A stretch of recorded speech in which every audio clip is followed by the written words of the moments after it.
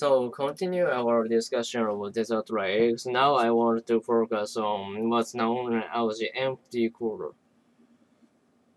The empty cooler is a huge area of sand that covers about a quarter of the Arabian Peninsula. Today, it's pretty desert, barren, and extremely hot.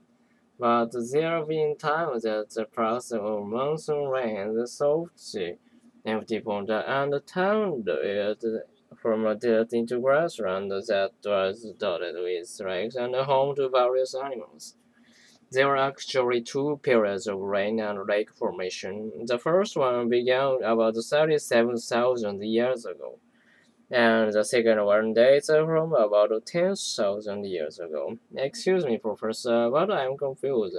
Wild rags from in the desert, it's just sun after all. Good question. We know from the modern day desert rags like Lake Erie, South Australia. Under the right conditions, lakes do form in the desert. But the empty quarter lakes disappeared thousands of years ago. They left behind their beds or basins as a limestone formation that we can still see today. They look like low-lying white or gray buttes along narrow hills with flat tops, barely a meter high. A recent study of some of the formations presents some new theories about the area's past. Keep in mind, though, that this study only looked at 19 formations and about 1,000 have been documented. That's according to this study, two factors were important for lake formation in the empty quarter.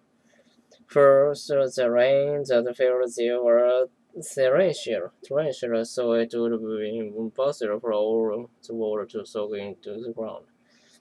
As you know, sand dune contains other types of particles besides sand, including clay, silt. No, when the rain fell, water ran down the side of the dunes, carrying clay and silt particles with it. And wherever these particles settled, they formed a pan, a layer that water couldn't penetrate. Once this pan formed, further runoff were collected and formed a lake. Now, the older lakes, about half of the formations, 30,000 years ago, the limestone formation we see. They are up to a kilometer long, but only a few meters wide, and they are scattered around the floor in valleys between the dunes. The series that ends the full desert floor in these long narrow valleys. And we know, because of what we know about the similar ancient desert lakes, we know that the lakes didn't last very long, from a few months to a few years on average. As for the more recent lakes, the ones from 10,000 years ago, well, they seem to have been smaller and so may drop right up more quickly. Another difference very important today for distinguishing between older lakes and newer ones is the location of the limestone formations. The more recent beds are high up in the dune.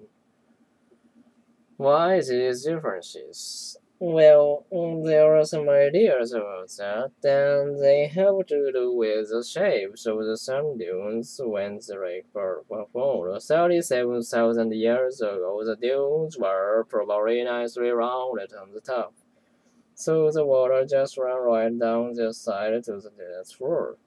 But there were thousands of years of wind between the two rainy periods, reshaping the dunes, and so during the second rainy period, the dunes were kind of chopped up at the top, full of hollows at ridges, and these hollows would capture the rain ridges here on the top. Now, in grassland of lake ecosystem, we expect to find fossils from a variety of animals, and numerous fossils have been found, at least on this particular site. But where did these animals come from?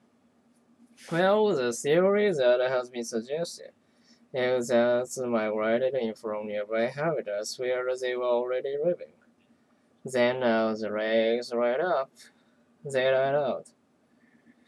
The study makes a couple of interesting points about the fossils, which I hope will be looked at in the future study. At all the lake sites, there are fossil remains from hippopotamus and more buffaloes, animals that spend much of their lives standing in water, and also fossils of cattle.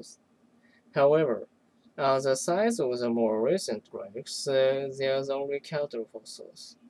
Additional evidence for geologists that these lakes were probably smaller and shallower because cattle are only users like them. Interestingly, there are no fossils of fish. We are not sure why. Maybe there is a problem with the water. Maybe it was too salty. That's certainly true of other desert lakes. Anyway,